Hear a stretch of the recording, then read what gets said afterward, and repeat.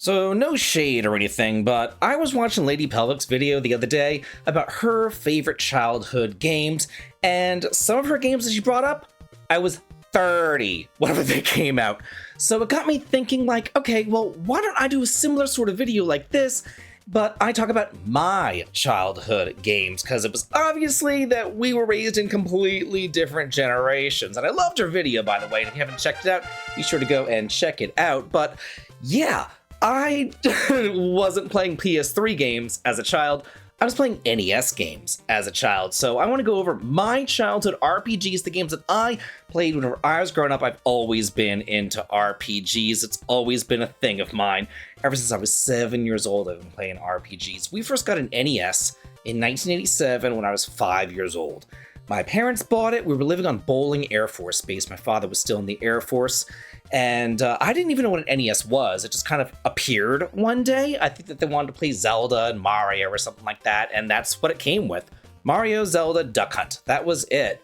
And my brother and I, we would play those games all the time. It wasn't until about 2 or so years later that I was introduced to Dragon Warrior by my uncle.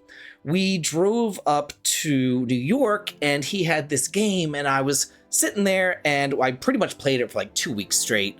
Then whenever I came to leave, he was like, hey, do you want this game? You've been playing it so much. And I'm like, yeah, and I grabbed it. And yeah, the rest is history. I've been hooked to RPGs ever since then. It took me quite a bit of time to get through the first Dragon Warrior, but I loved it. It really turned me on to RPGs.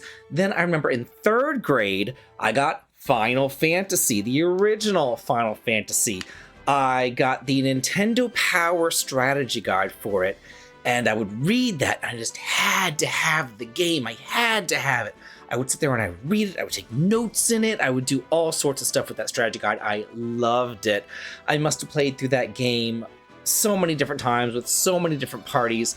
The instruction manual actually came with suggested parties. Instruction manuals back then, they kind of doubled as strategy guides, really. They had all sorts of stuff in them. They had maps in them, they had party suggestions, they had, where treasure chests were. They were literally kind of a strategy guide to help you on through the game. So if anybody says, hey, you need to play this game completely blind, just the way the developers intended it, back in the day, developers never intended that. They intended you to have some help. So don't feel bad if you need some help too. I would play with the suggested party, which was Fighter, Black Belt, White Mage, Black Mage, but the actual party that I first beat it with was probably kind of like a cheating party, but it was 2 fighters and 2 red mages, and I made my way through it. And then after Final Fantasy, in 4th grade, I got Dragon Warrior 3. I had broken my arm, and my mother felt bad for me, and I got Dragon Warrior 3, and gosh, the rest is history. That is the game that made me fall in love with Dragon Warrior. I loved it so much. Just like I played through Final Fantasy with a whole bunch of different parties, I played through Final Fantasy with a whole bunch of parties as well. I just adored Dragon Warrior 3. It actually maybe sparked my love for geography. I've always been kind of like a history and geography nerd, and having Dragon Warrior 3's world be based upon the Earth and our world map really sparked my curiosity for actually looking at its map and comparing it to our map and, seeing where these locations were and getting me into looking at the Egyptian pyramids and things like that, because, that was also in the game. After Dragon Warrior 3 came out, I had to get Dragon Warrior 2 because it was kind of a rarer game. And yeah, I like Dragon Warrior 1, but, back then, I didn't really know what games were coming out. Yeah, there was the Nintendo Power, but I was still a really young kid. So it was just kind of like whatever I saw at the store, but I was hunting specifically for Dragon Warrior 2, and then I got it. And yes, it was a step down from Dragon Warrior 3, but I loved it. I absolutely adored it. I remember before I got it, I actually rented it from Video Wonderland, and there was a save in there at level 40 or something for all the characters, and they were at Rhone. And I remember turning on the game and seeing that save and opening it up and being like, oh, where is this? I don't really know what's going on. And then I deleted the save. I deleted the save and then I started over my own save. I probably deleted all the saves because I was just a little shit kid. But I didn't think about, like, maybe somebody else is renting this game and maybe they're trying to beat it. Like, that thought never crossed my mind. The only thought that crossed my mind was, hey, I want to play this game and I don't want to have to scroll down to save file 2. I want to play it in save file 1. So I deleted their save, and now I kind of feel bad about it, but hey, it is what it is. And I played through that game until I was finally able to purchase it, and I really thoroughly enjoyed it. I wasn't able to beat Dragon Warrior 2 on the NES, though. It was very, very, very difficult. I was able to finally beat it whenever we got the port of, or I guess the remake, like the remake port that came to the Game Boy Color that was actually the port of the SNES versions that only came out in Japan. I was able to beat it there on the Game Boy Color. And then it wouldn't be till after the SNES came out, in about, I would say, 1991-ish, that I played Dragon Warrior 4, the fourth game in the series. Some other games that I played for the NES back then during my elementary school years that I just fell in love with were Crystallis. One of the hardest games ever made, not so much in like battling or whatever, but just hard in progression. Like there are times where you, in order to progress, you have to cast Paralyze on a man who's already standing still. Like, it's kind of ridiculous, the things that you have to do in order to progress with Crystallis, but it is such a fun game. I love the music. I think that the graphics are still stellar. I think the graphics of Crystallis still hold up to this day. I absolutely love the game. I've played through it so many different times. It's such a cool game. If you like Zelda, I actually think that Crystallis is a better game than Zelda.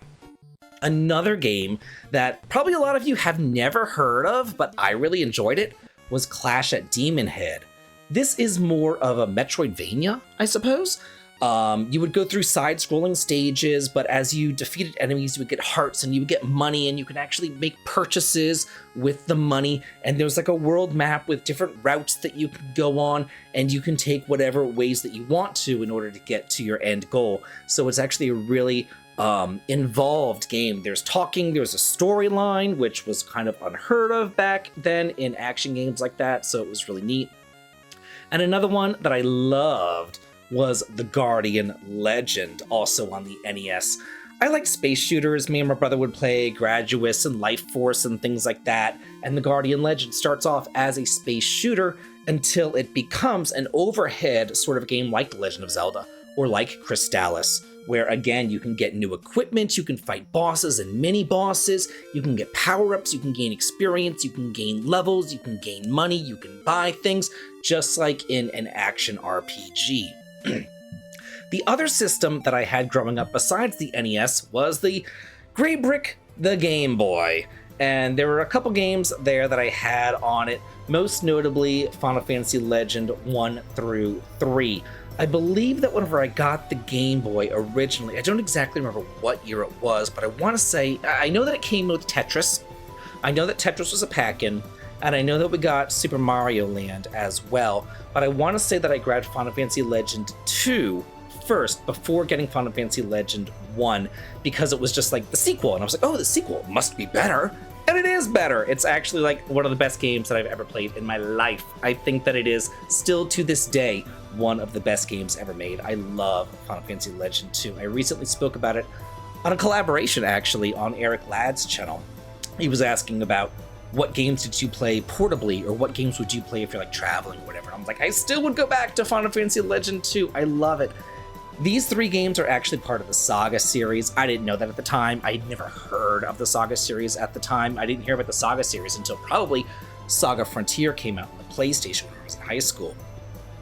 But they are really fun games, and they're kind of in the same vein as like a traditional Final Fantasy game, especially Final Fantasy Legend 3. 1 and 2, you can choose your own party members between humans and mutants and monsters level up by eating meat, and espers or mutants, they gain their levels, I suppose, just by fighting and battling and gaining stats at the beginning of a battle, whereas humans you need to purchase stats for, at least in the first game. And then you go and you like climb up a tower in the first game till you get to the 4 worlds, and then you fight God. And it's the same thing in Final Fantasy Legend 2, but there's multiple worlds. I think there's like 17 worlds or something. and then you fight God. The third game was actually made by the developers of Final Fantasy Mystic Quest, which we'll get to later because that was also a childhood game of mine. Still played that in elementary school, so it counts for me, I suppose. It was made by the creators of Final Fantasy Mystic Quest, and it's a time-traveling RPG, and it's really, really traditional. You have your 4 characters, you have their 4 job classes, and there's magic that you can buy at the store, just like in the first Final Fantasy game. I love going to the past, the present, and the future, and the Pure Land, and the Float Land, and you can go underwater, you can go above water.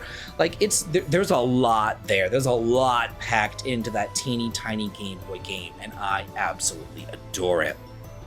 Another game that I grabbed for the Game Boy because I had to was Final Fantasy Adventure, because, you know, Final Fantasy, it's obviously a Final Fantasy game.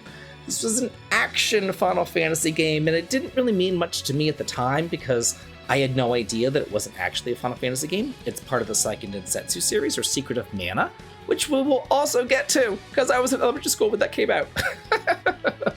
I played this game a whole lot, and it's really fun for me because you can play through different ways because of the way that you level up, like the stat system. You know, you can put your points into strength or willpower or magic or whatever. I think the other one is stamina, I believe.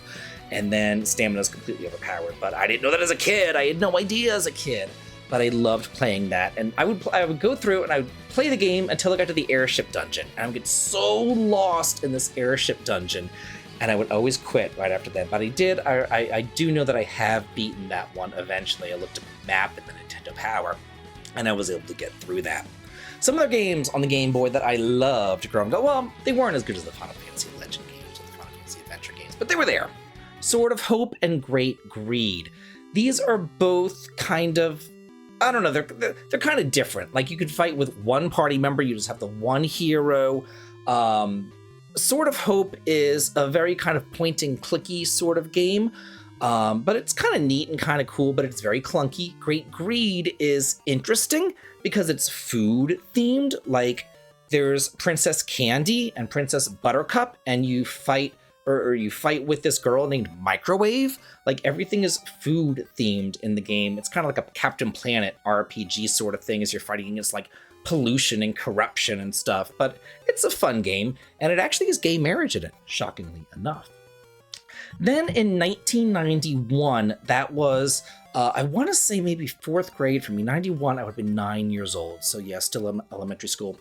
My grandparents had a lake house on Lake Oconee down in South Georgia, and we had to drive a good 3 or so hours to get on down there. And we were visiting them, and they took out this big gift, and we had no idea what it was. So my brother and I opened it at the same time, and we were both on different sides. I'm like opening at the side, and my brother Daniel, he's opening at the top. And he kind of rips open the top, and he sees what it is immediately. He sees that it is an SNES. They got us an SNES in 1991, and it came with Super Mario World, and that was such a good memory for me. That Christmas, we got Final Fantasy II in Christmas of 1991, which was really Final Fantasy IV. You know, I didn't know that back then. It was the second Final Fantasy game ever released in America, so to me it was Final Fantasy II. I had no idea about other NES Final Fantasies. But this one, like, oh my gosh. Being able to, like, not have to grind in an RPG was revolutionary, because everything on the NES you had to grind for, but in Final Fantasy II, you could pretty much just go from area to area without really having to grind. If you just did a little bit of exploration and stuff, like, you were fine. They really streamlined it, and they told a story, and it was amazing to me. Actually having characters with personalities, characters with names, that was, like, not a thing. Characters did not have names until Final Fantasy II. Everything, you named it yourself, and everything was just kind of like a blank slate, but actually having characters that had names and personalities and backstories, that was unreal for me, and I loved Final Fantasy II. The next year, when I was 10 years old, in Christmas of 1992, I got not only Final Fantasy Mystic Quest, but also Dragon Warrior 4. Yeah, Dragon Warrior 4 came out pretty late in the NES life cycle, and I played it after I got the SNES, which might be a reason why I don't like it as much as Dragon Warrior 3, simply because by that point, I had played SNES games, and I was like, wow, this is kind of a downgrade, at least from Final Fantasy II. But I loved Final Fantasy Mystic Quest. The music was insane to me. It was the first time that I called up the Nintendo Power hotline because I was so lost. I had no idea what to do. It was after I beat Aquaria, and I was trying to get to Fireburg. You have to go into the central tower. I think it was named Fork Tower. There was some central tower. I'm sure somebody would tell me what it is in the comments. And in order to get there, you had to push a block and then jump across. But I didn't know that. Like, puzzle solving in an RPG was a very new concept back then. It just wasn't something that was really done. So it never occurred to me at 10 years old to push this block and to jump. And not only did you need to do that, you needed to go in one entrance and push the block, and then you needed to leave the tower and go through a different entrance and jump across. However, normally for every single other puzzle in the entire game, it resets whenever you leave. But that particular block, it stayed. So I just didn't know how to do it. And I called with Nintendo Power, and I got on Counselor's Corner with my question and my answer of how do I get to Fireburg. So yeah, my first time being seen was there. The next year, this was 1993. This was my transition from 5th grade into 6th grade. So this to me is my last year of childhood. I suppose I was like 11 years old. The two games that I got this year that I really liked, of course, was Secret of Mana. I still had no idea that this was part of the Final Fantasy Adventure series or anything. I thought it was just its own thing, but I loved it. The music, the characters, all the different weapons that you got and everything, the different spells. I loved it. I do remember being very confused after completing like the first area and getting Undyne and Gnome and everything, and they talked about, hey, you need to go to like the Upper Lands and the Great Forest and all that. I had no idea how to get there. And I remember sitting there like wondering, how do I get to this Upper Land? What do I do? Wandering all over the place trying to get there until I finally figured out, after replaying the game and listening to the one line of dialogue that says, yeah, the cannon man over by Potos Village should know how to do this. Then thinking, oh yeah, I should go talk to the cannon man. There was a lot of times back then when if you didn't know what to do, like you just kind of had to like start the game over again. It just was what it was. There was no internet to look up anything. There was a 3-part Nintendo Power thing going on with Secret of Mana though. So yeah, lots of hints and tips for Secret of Mana. And then finally the last one, because I loved Enix games, because Dragon Warrior was Enix, I had to get 7th Saga. So again, this is a childhood game of mine. And it's always funny what you remember as a child. Like, things just stick with you as a kid. You know, it's in that kid brain, and it's stuff that like you'll never forget. Focus Tower! It was Focus Tower in Final Fantasy Mystic Quest. Just came to me as I was talking about things that you never forget. But anyway, 7th Saga. I played through that game so many times. I've beaten the game with every single freaking character as my hero. I thoroughly enjoyed that game, as hard as it is. But back then, in rural Georgia, I had nothing else to do besides sit there and grind, and this game to me had so much replay value simply because it was like the only game that I had where you could play through it different ways with different characters who had different play styles. So to me, it was like a replayability sort of thing. I would play through it with Asuna and say, okay, well now I want to play through it with Valsu. Okay, well now I want to play through it with Lux, you know, or Olvan or Wilmy or whoever. And it just gave so much replay value that I played through it all through the 90s, and I loved it. So yeah, those are some of my favorite childhood games, the games that really molded me together, the games that I played as a kid. There's a lot of them, but I loved RPGs, and I always have, and I think I always will. But now I want to hear from y'all. What are your childhood RPGs? What games did you What games molded you as a gamer? What did you grow up on? Let me know in the comments, and as always, have a good day.